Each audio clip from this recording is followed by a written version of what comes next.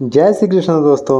आनंद नाम है मेरा और आप देख रहे हो आनंद दास का चैनल, जिसमें आपको ज्ञान तो मिलेगा लेकिन थोड़ी हंसी मजाक और बातचीत चुटकुले और मज़ा आएगा उसमें देखोगे, है ना। तो आ ही गए, कल का वीडियो आधा बचा था ना, तो कल बताए थे हम आपको बाल कांड, तो अभी बताएंगे हम आपको अयोध्या कांड। कौन कौन तैयार हो भाई, आ जाओ।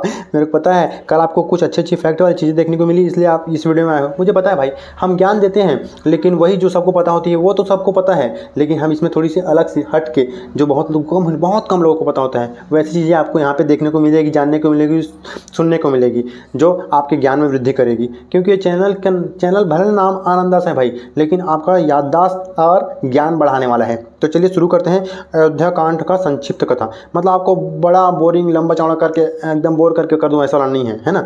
तो मैं आपको बताऊंगा अभी अयोध्या कांड की संक्षिप्त कथा। कल का वीडियो अगर आपने नहीं देखा बाल कांड वाला, तो ये समझ में नहीं आएगा यार। हाँ, तो उसको पहले देख के आओ, ठीक है। मैं आई बटन में दे दूंगा या डिस्क्रिप्शन में लिंक दे दूंगा। तो चलिए शुरू करते हैं बिना किसी बकवास देरी के।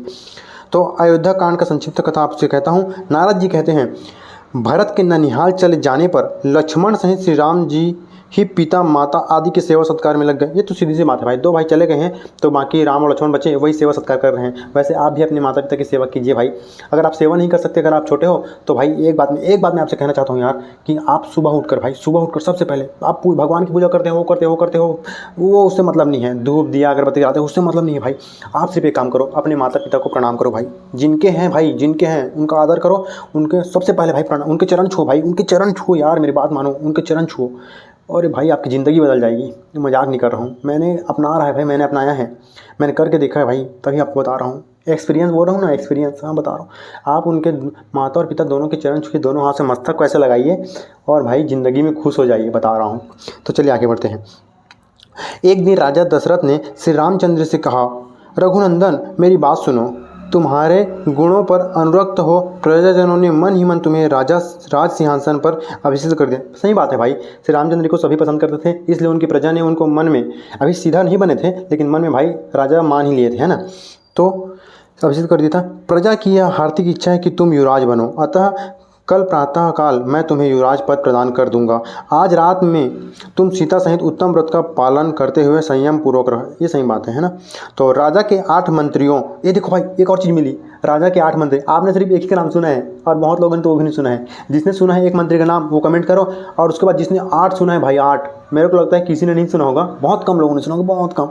लेकिन वो आए हैं इसलिए कि ताकि हमारे पास भी तो पता चले अच्छी अच्छी ज्ञान की बातें। रामायण तो सभी देखे, सभी सुने हैं, लेकिन यहाँ पे मिलेगी आपको एकदम ज़बरदस्त छोटी छोटी और अच्छी अच्छी बातें और अलग हट की।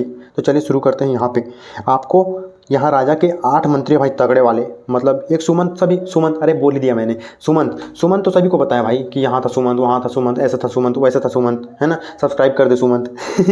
तो चलिए, सुमंत के अलावा 7 और हैं, ठीक है।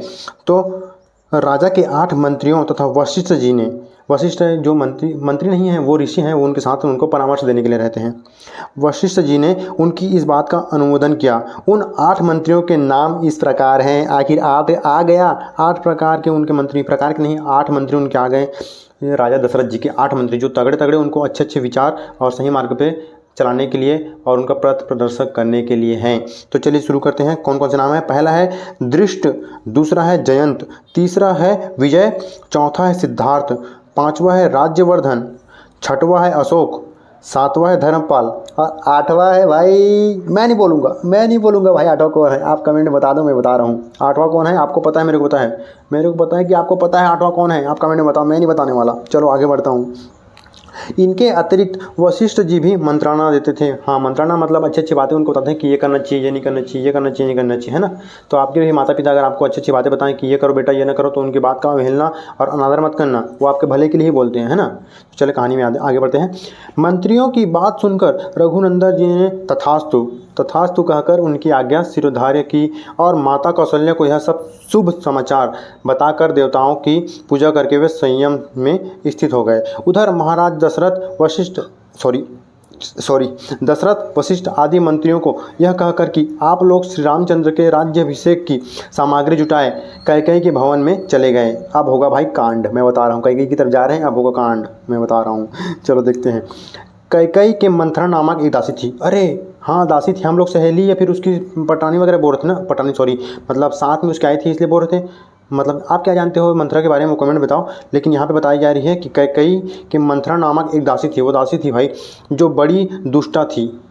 उसने अयोध्या की सजावट होती देख श्री रामचंद्र जी के राज्याभिषेक की बात जानकर रानी कैकई से सारा हाल कहा सुनाया। ओ मतलब आके चारी चुगली चालू हो गई उसकी। एक बार किसी अपराध के कारण श्री रामचंद्र जी ने मंथरा को उसके पैर पकड़कर घसीटा था। अरे भाई ये देखो, एक एक अलग सी चीज़ आपको जानने की मिली नहीं कि श्री रामचंद्र जी ने मंथरा के पैर को पकड़ के किसी अपराध के कारण घसीट दिया था।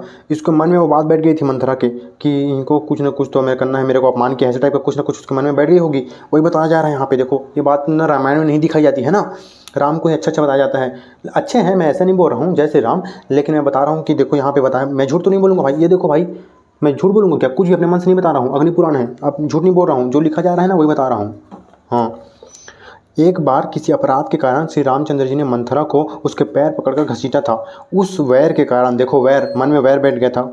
वह सदा यही चाहती थी कि राम का वनवास हो जाए, मतलब अपनी इच्छा को पूरी करने के लिए।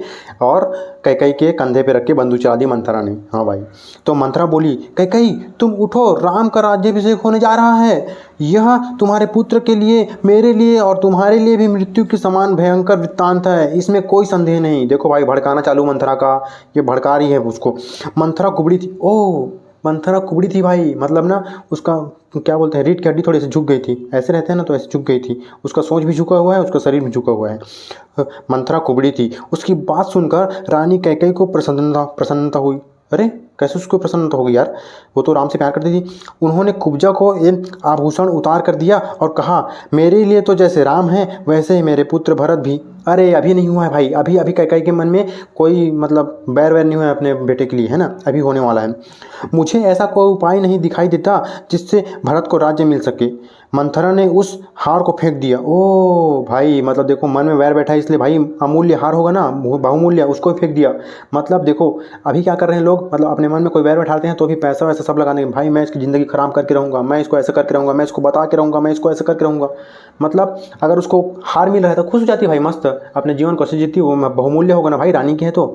लेकिन उसने मन में वैर बैठा के हार को फेंक दिया। और क्या बोल रही, देखो आगे, फेंक दिया और कुपित होकर कैकई से कहने लगी, कुपित होकर मतलब एकदम गुस्से से चिड़चिड़ा के कहने लगी। मंथरा बोली, ओ नादान, तू भरत को, अपने को और मुझे भी राम से बचा। कल राम राजा होंगे, फिर राम के पुत्र को राज्य मिलेगा। कैकई, अब राजवंश भरत से दूर हो जाएगा। मैं भरत को राज्य दिलाने का एक उपाय बताती हूँ। अब हो गया भाई, देखो शुरू हो गया मंथरा, धीरे धीरे करके एकदम जहर डाल रही है कैकई के दिलो दिमाग में। अब पहले की बात है, वो बता रही क्या कहानी है, किस कारण से तुम दशरथ जी से कैसे वर मांग सकती हो, यहाँ आएगा आपको, कैसे वर मांग सकती हो। ये मतलब ना उसको दिमाग को ब्रेन वॉश कर रही है मंथरा। देखो भाई, ब्रेन वॉश अभी ही होता था, पहले के ज़माने में भी, मतलब पहले के युग में भी। ये देखो त्रेता युग चल रहा है, उसमें भी ब्रेन वॉश हो रहा है मंथरा नाम की ये क्या बोले दुष्टा को। तो बताती है, पहले की बात है, देवासुर संग्राम में संबरासुर ने देवताओं को मार भगाया था। देखो भाई, संबरासुर, एक और असुर आ गया। ये रामायण में बहुत सी चीज़ें नहीं दिखाई जाती, बताई नहीं जाती भाई, वो यहाँ पे आपको मिलते जाएगा, है ना, अच्छी अच्छी बातें और थोड़ा सा हट के फैक्ट जो बहुत लोग छुपा के हटा के रखते हैं। यहाँ पे आपको कोई छुपा के नहीं भाई, कोई पर्दा नहीं, जो है सच है वही बताएंगे, है ना। देवताओं को मार भगाया था। तेरे स्वामी भी उस युद्ध में गए थे, उस समय तूने अपनी विद्या से रात में स्वामी की रक्षा की थी। इसके लिए महाराज ने तुझे 2 वर देने की प्रतिज्ञा की थी। इस समय उन्हें दोनों वरों को मांग ले। देख भाई, कैसे कैसे बात बताया जा रहा है पीछे से मंत्रा ने, है ना। तो पहला, एक वर के द्वारा राम का 14 वर्ष के लिए वनवास और दूसरे के द्वारा भरत का युवराज पद पर अभिषेक मांग ले। राजा इस समय वे दोनों वर दे देंगे। अरे भाई देखो, मतलब राजा खुश है अपने राम को सिंहासन में बैठाने के लिए, तो खुश हैं, तो ये वर पीछे से मांग ले ताकि ना। अच्छा देखो भाई, पूरा दिमाग खेल देखो मंथरा का है, खुब्जा दुष्टा और कुट क्या बोलते हैं, कपट बुद्धि वाली, लेकिन देखो दिमाग कैसे चला रही है, मतलब जैसा सोच वैसी आदत। इस प्रकार मंथरा के प्रोत्साहन देने पर कैकई अनर्थ में ही अर्थ की सिद्धि देखने लगी और बोली, कुब्जे, तूने बड़ा अच्छा उपाय बताया है, राजा मेरे मनोरथ अवश्य पूर्ण करेंगे। ऐसा कहकर वह कोप भवन में चली गई। अरे भाई, यहाँ तो आजकल भाई इंसानों के लिए रहने के लिए एक छोटी सी झोपड़ी नहीं है, ये इन रानियों के लिए देखो कोप भवन, श्रृंगार भवन, खाने के लिए भवन, इसके लिए भवन, पूरा सा बड़ा सा भवन। अरे भाई इतना सब कुछ है, फिर भी देखो क्या क्या सोच रहे यार दिमाग में। ऐसा भी होता है भाई, वो भी भगवान राम के माँ होकर। अरे यार मतलब दिमाग को कोई भी कुछ भी करके बहका लेना तो देखो क्या से क्या हो सकता है यार। अरे भाई पाकिस्तानी, सॉरी मैं कुछ नहीं बोलूँगा भाई, मैं कुछ नहीं बोलूँगा। चली गई और पृथ्वी पर अचेत सी होकर पड़ गई, मतलब जानबूझ के एक्टिंग कर रही है, नाटक ऐसे जाके सो गई, मतलब ऐसे है ना, एक्टिंग नाटक कर रही है। उधर महाराज दशरथ ब्राह्मण आदि का पूजन करके जब कैकेयी के भवन में आए तो उसे रोष में भरी हुई देखा। तब राजा ने पूछा, सुंदरी तुम्हारी ऐसी दशा क्यों हो रही है? तुम्हें कोई रोग तो नहीं सता रहा है अथवा किसी भय से व्याकुल तो नहीं हो? बताओ क्या चाहती हो, मैं अभी तुम्हारी इच्छा पूर्ण करता हूँ। गया भाई, गया भैंस, यही है भैंस, यही गया भैंस पानी में पूर्ण करता हूँ। जिन्हें श्री राम के बिना मैं क्षण भर भी जीवित नहीं रह सकता, उन्हीं की शपथ खाकर कहता हूँ तुम्हारा मनोरथ पूर्ण अवश्य करूँगा। अब गया ये भाई दलदल, ये हाथी पानी में गया, ये सॉरी गई भैंस पानी में नहीं, गया भैंस दलदल में भाई। अब दलदल से निकलना मुश्किल हो गया, क्योंकि पानी में जाओगे तो निकलने का चांस है। अब जो अपने प्राणों से प्रिय श्री राम है उसका वचन और कसम खा लिया भाई दशरथ ने, अब तो देना ही पड़ेगा। चलो देखते हैं आगे क्या होता है। शपथ खाकर कहता हूँ तुम्हारी मनोरथ पूर्ण करूँगा, सच सच बताओ क्या चाहती हो? कैकेयी बोली, राजन यदि आप मुझे कुछ देना चाहते हो तो आप अपने सत्य की रक्षा के लिए पहले दिए हुए 2 वरदान देने की कृपा करें। मैं चाहती हूँ राम 14 वर्ष तक संयम पूर्वक वन में निवास करें और इन सामग्रियों के द्वारा आज ही भरत का युवराज पद पर अभिषेक हो जाए। महाराज यदि ये दोनों वरदान आप मुझे नहीं दोगे तो मैं विष पीकर मर जाऊंगी। ओ भाई ऐसे जो देते हैं ना, विष पीकर मर जाऊंगी, मैं ये खा लूँगी, मैं वो खा लूँगी, वो सब बोलने की बातें हैं, करने वाले नहीं होते। वो गरजने वाले शेर हैं, बरसने वाले नहीं, सॉरी वो ना दहाड़ने वाले शेर हैं, चापने वाले नहीं। अरे सॉरी, वो गरजने वाले बादल हैं, बरसने वाले नहीं, ये सही था। तो विष पीकर मर जाऊंगी। यह सुनकर राजा दशरथ वज्र से आघात हुए हुए कि भांति मूर्छित होकर भूमि पर गिर पड़े। औच गिर पड़े। फिर थोड़ी देर में चेत होने पर उन्होंने कैकेयी से कहा, मतलब थोड़ा सा धक्का लगा दिल को, आज जोर जोर का झटका है जोरों से लगा, ये वाला कहानी हो यहाँ पे। तो थोड़ी देर के बाद उसको होश आया तो दशरथ बोले, पाप पूर्ण विचार रखने वाली कैकेयी, तू समस्त संसार का अप्रिय करने वाली है। अरे मैंने या राम ने तेरा क्या बिगाड़ा है जो तू मुझसे ऐसी बातें करती है? केवल तुझे प्रिय लगने वाला यह कार्य करके मैं संसार में भली भांति निंदित हो जाऊंगा। तू मेरी स्त्री नहीं, काल रात्रि है। मेरा पुत्र भरत ऐसा नहीं है। पापिनी, मेरे पुत्र के चले जाने पर जब मैं मर जाऊंगा तो तू विधवा होकर राज्य करना। ये देखो भाई, ये अब निकला असली बाप, इसको बोलते हैं बाप। ये राजा नहीं है दशरथ, ये है राम के बाबूजी। तो चलिए आगे बढ़ते हैं। राजा दशरथ सत्य के बंधन में बंधे थे। उन्होंने श्री रामचंद्र को बुलाकर कहा, बेटा कैकेयी ने मुझे ठग लिया है, तुम मुझे कैद करके राज्य को अपने अधिकार में कर लो, अन्यथा तुम्हें वन में निवास करना होगा और कैकेयी का पुत्र भरत राजा बनेगा। श्री रामचंद्र जी ने पिता और कैकेयी को प्रणाम करके उनकी प्रदक्षिणा, मतलब गोल घुमा उनके चारों ओर की, और कौशल्य के चरण में मस्तक झुकाकर उन्हें सांत्वना दी। मतलब उनको तो भाई कौशल्य को तो दुख लगा हो ना, मेरे बेटा राम इधर जा रहा है, राजा बना बने वो अलग बात है भाई, लेकिन वन में क्यों जा रहा है यार, है ना, वन में क्यों जा रहा है, इसलिए। फिर लक्ष्मण और पत्नी सीता को साथ ले ब्राह्मणों दीनों और अनाथों को दान देकर सुमंत्र सहित रथ पर बैठकर वे नगर से बाहर निकले। उस समय माता पिता आदि शोक से आतुर हो रहे थे। उस रात में श्री रामचंद्र जी ने तमसा नदी के तट पर निवास किया। ये देखो भाई तमसा नदी, ये छोटी छोटी चीज़ें आपको नहीं बताई जाती, यहाँ मिलेगा ना यार, यहाँ सब मिलेगा, सब्सक्राइब कर लो, यहाँ सब मिलेगा भाई। और तमसा नदी के तट पर निवास किया। उसके साथ बहुत से पूर्ववासी, मतलब अयोध्या के निवासी जो थे वो पूर्ववासी, उन सबको सोते छोड़कर वे आगे बढ़े। सही बात है, नहीं तो पीछे पीछे चले जाते। प्रातःकाल होने पर जब श्री रामचंद्र जी ने नहीं दिखाई दिए तो नगरवासी वापस लौट गए, निराश होकर। सही बात है यार, अयोध्या लौट आए। श्री रामचंद्र के चले जाने पर राजा दशरथ बहुत दुखी हुए। वे रोते रोते कैकेयी का महल छोड़कर कौशल्य के भवन में चले आए। हाँ देखो, कैकेयी को छोड़ दिया, अब इधर आ गए, अब इधर से होता तो उधर जाते, उधर तो इधर, बस यही घूमते रहो, इधर ही उतरी। उस समय नगर के समस्त स्त्री पुरुष और रनिवास की स्त्रियां फूट फूट कर रो रही थी। श्री रामचंद्र जी ने चीर वस्त्र धारण कर रखा था, मतलब मुनिवेश धारण करके चले गए थे। फिर रथ पर बैठे श्रृंगवेरपुर जा पहुँचे। हाँ ये सभी बताता है, रामायण में बताते हैं कि श्रृंगवेरपुर में जाते हैं करके। और उसके बाद है निषाद राज गुह ने उनका पूजन स्वागत। अच्छा ऐसे देखो बताया जाता है कि निषाद राम जी ऐसे किया, निषाद राज ने वो किया, लेकिन निषाद राज का नाम तो बताओ भाई। देखो निषाद राज गुह उनकी नाम है, ने उनका पूजन स्वागत सत्कार किया। श्री रघुनाथ जी ने इंगुदी, क्या है भाई, इंगुदी वृक्ष की जड़ के नीचे विश्राम किया। अच्छा जिस वृक्ष, अरे भाई देखो एक नंबर बात पता चली है, भगवान श्री राम ने जिस वृक्ष के नीचे आराम विश्राम किया था उस वृक्ष का नाम यहाँ पे दिया भाई, इंगुदी वृक्ष की जड़। निकट विश्राम किया। लक्ष्मण और गुह दोनों रात भर जाकर पहरा दे रहे थे। प्रातः काल श्री राम ने रथ सहित सुमंत्र को विदा कर दिया। हाँ चलो जाओ भाई, अब तुम्हारा कोई काम नहीं है। तथा स्वयं लक्ष्मण और सीता के साथ नाव से गंगा पार हो वे प्रयाग में आ गए। देखो प्रयाग में आ गए, ये बताया नहीं था ना बहुत रामायण में, तो हम बता रहे हैं आपको। प्रयाग में आ गए। वहाँ उन्होंने महर्षि भरद्वाज को प्रणाम किया और उनकी आज्ञा ले वहाँ से चित्रकूट पर्वत को प्रस्थान किया। हाँ ये सर ठीक है। चित्रकूट पहुंचकर उन्होंने वास्तु पूजा करके अनंतर पर्णकुटी बनाकर, पर्ण मतलब पत्ते के कुटी ऐसे बनाकर कुछ मंदाकिनी के तट पर, मंदाकिनी जो गंगा के एक सहायक नदी है, तट पर निवास किया। रघुनाथ जी ने सीता को चित्रकूट पर्वत का रमणीय दृश्य दिखलाया। अरे भाई प्रकृति की तो बात ही अलग है भाई। वसंत की ऋतु में प्रकृति ऐसी लगती है भाई जैसे सोने में सुहागा यार, मज़ा आ जाता है। प्रकृति इज़ द बेस्ट, मज़ा आ जाता है। शहर मेरे को उतनी पसंद नहीं है, गांव मेरे को पसंद है क्योंकि वहाँ का वातावरण ज़बरदस्त रहता है भाई, माहौल भी अच्छा रहता है। बाकी सबके अपनी अलग अलग पसंद है। आपको शहर अच्छा लगता है, सुविधाओं के लिए शहर और जीवन जीने के लिए गांव, दोनों का हो गया ना। तो चलो आगे बढ़ते हैं। सीता को चित्रकूट का रमणीय दृश्य दिखलाया। इसी समय एक कौवे ने, अरे एक और कहानी देखो इसमें ये बताया जाता है ना। हाँ ये चलो मैं आपको बताता हूँ अच्छे से। इसी समय एक कौवे ने सीता जी के कोमल श्रीअंग में नखों से प्रहार किया। एक कौवा है, अब वो कौवा कौन है बहुत लोगों को नहीं पता होगा, लेकिन कुछ लोगों को पता होगा, वो आप कमेंट में बताओ ठीक है। श्रीअंग को नखों से प्रहार किया। यह देख श्री रामचंद्र ने उन्हें ऊपर सींग के एक अस्त्र का प्रयोग किया। सींग का अस्त्र प्रयोग कर जब वह कौवा देवताओं का आश्रय छोड़कर श्री रामचंद्र के शरण में आया, तब उन्होंने उसकी केवल एक आंख नष्ट करके उसे जीवित छोड़ दिया। देखा, मतलब वो कौवे ने माता सीता जी को ऐसे चोंच मारी, उसके लिए श्री रामचंद्र जी ने भाई इतना प्रेम करते थे कि उस कौवे को भाई एक बाण मारा और कौवा सब तरफ भगवान के देवता को त्राहिमाम त्राहिमाम त्राहिमाम, बचाओ बचाओ बचाओ, help help help, sorry sorry sorry ऐसे कहते हुए आया और आखिर श्री राम के चंद्र में आया। क्योंकि उनका बाण एक बार राम बाण है भाई, तो वो छूट गया ना, मतलब कांड कर देता है पूरा, मतलब वो अपने लक्ष्य को भेदे बिना कुछ रहता नहीं वो बाण, है ना। तो आगे आपको ये पता चलेगा। तो वो बाण कौवे के पीछे करते हुआ कौवा आया, तो उसको श्री रामचंद्र ने मारा नहीं, माफ़ी मांगा इसलिए मारा नहीं, उसके सिर्फ एक आंख फोड़ दिया, है ना। तो ये कौन था पता है? इंद्र का ही एक बेटा था। क्या नाम था आप कमेंट में बताओ। जयंत।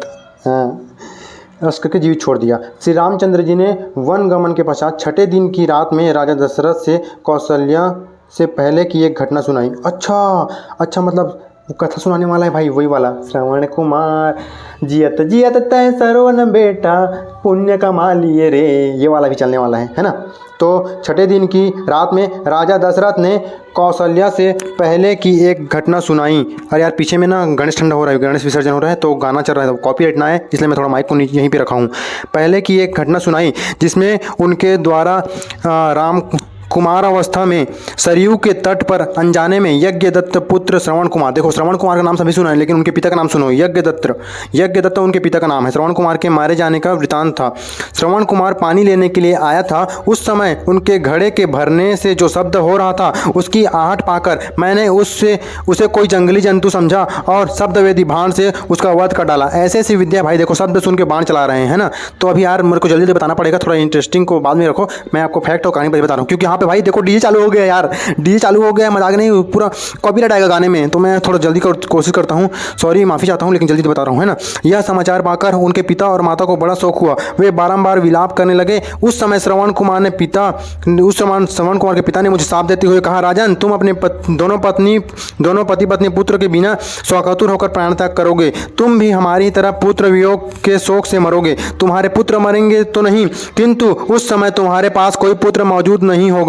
कौशल्य आज उस सांप का मुझे स्मरण हो रहा है, जान पड़ता है अब इसी शोक से मेरी मृत्यु होगी। इतना कह देने के पश्चात राजन हे राम कहकर स्वर्गलोक को प्रयाण किया, मतलब चले गए। कौशल्या ने समझा महाराज शोक से आतुर है, इस समय नींद आ गई होगी, ऐसा विचार करके वे सो गई। प्रातःकाल जागने वाले सूत मगध और बंदीजन सोते हुए महाराज को जगाने लगे, किंतु वे न जगे क्योंकि चले गए थे भाई कल तो।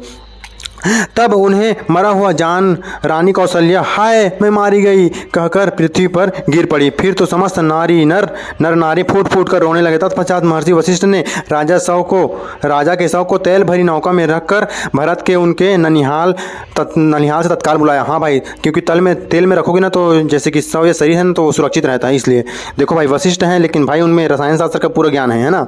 तो इसलिए बोलते हैं भाई हमारी भारतीय शिक्षा एवं संस्कृति गजब है, ये अंग्रेजी पद्धति को छोड़ो, इसलिए मैं आ गया हूँ पुराण में, मैं भी पुरानी पढ़ता हूँ अब। तो आगे बढ़ते हैं, ज़्यादा अपना पढ़ाई नहीं करते। फिर तो अच्छा तेल भरी नौका में तत्काल बुलाया। भरत को शत्रुघ्न को भरत और शत्रुघ्न अपने मामा के राजमहल से निकलकर सुमंत्र आदि के साथ शीघ्र ही अयोध्यापुरी में आए। यहाँ का समाचार जानकर भरत को बड़ा दुख हुआ। कैकेयी को शोक करती देख उसकी कठोर शब्दों में निंदा करते हुए बोले, अरे तूने मेरे माथे कलंक का टीका लगा दिया, मेरे सिर पर अपयश भारी बोझ लाद दिया। फिर उन्होंने कौशल्या की प्रशंसा करके तैलपूर्ण नौका में रखे हुए पिता के शव का सरयू तट पर अंत्येष्टि मतलब अंतिम संस्कार किया। तदंतर वशिष्ठ आदि गुरुजनों ने कहा, भरत अब राज्य ग्रहण करो। भरत बोले, मैं तो श्री राम जी को ही राजा मानता हूँ, आप उन्हें यहाँ लाने के लिए वन में जाता हूँ। अब उन्हें ऐसा कहकर वे वहाँ से दल बल सहित चल दिए और श्रृंगवेरपुर होते हुए प्रयाग पहुँचे। वहाँ महर्षि भरद्वाज ने उन सबको भोजन कराया। फिर भारद्वाज को नमस्कार करके वे प्रयाग से चले गए और चित्रकूट में श्री राम और लक्ष्मण के समीप पहुँचे और वहाँ भरत ने श्री राम से कहा, रघुनाथ जी, हमारे पिता महाराज दशरथ स्वर्गवासी हो गए हैं। अब आप अयोध्या में चलकर राज्य ग्रहण करें। मैं आपकी आज्ञा का पालन करते हुए वन में जाऊंगा। यह सुनकर श्री राम ने पिता का तर्पण किया और भरत से कहा, तुम मेरी चरण पादुका लेकर अयोध्या लौट जाओ। मैं राज्य करने के लिए नहीं चलूंगा। पिता की सत्य की रक्षा के लिए चीर एवं जटा ग्रह धारण करके वन में ही रहूंगा। श्री राम के ऐसा कहने पर सदल बल भरत लौट गए और अयोध्या छोड़कर नंदीग्राम में रहने लगे। हाँ सही बात है भाई, वहाँ तो नहीं रहते, नंदीग्राम में रहते और वहाँ भगवान की चरण पादुकाओं की पूजा करते हुए वे राज्य का भली भांति पालन करने लगे। तो ये था भाई आपका अयोध्या कांड। मैं आपको अच्छे से लास्ट वाला नहीं सुना पाया, शुरू में अच्छा सुना पाया लेकिन लास्ट में नहीं सुना पाया क्योंकि हमारे गाँव में भी ना हमारे मोहल्ले का गणेश विसर्जन हो रहा है। कल था ग्रहण था, कल चंद्र ग्रहण और ना उस दिन था 10वां दिन। उस दिन क्या हो गया, उसके बाद आज लग गया पितर, तो पितर को नहीं मानते, आज ठंडा करने वाले हैं। तो चलिए मैं अभी इस वीडियो को एंड करता हूँ। इस तरह की आगे बता देता हूँ, आगे आपको अरण्य कांड की संक्षिप्त कथा देखने को मिलेगी कल नेक्स्ट वीडियो में। तो इस तरह ज्ञान की बातें देखने, सुनने, जानने और मेरे साथ जुड़े रहने के लिए सब्सक्राइब करें। आज के लिए बस इतना ही। राधे राधे, राधे राधे, जय श्री राम।